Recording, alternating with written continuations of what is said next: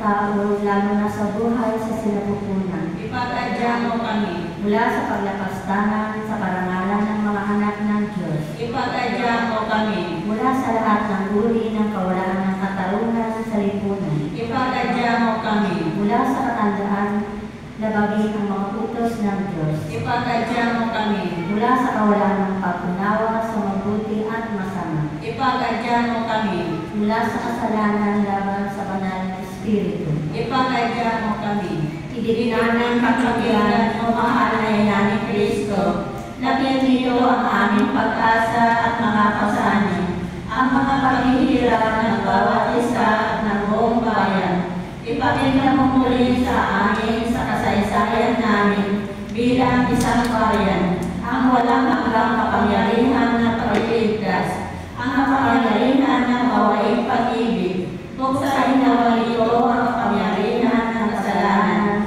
at kasamaan sa amin. Baguhin naman ito ang mga bulhi ng bawat isa. O Maria, ina ni Jesus at aming ina, ikaw ang aming buhay, ang aming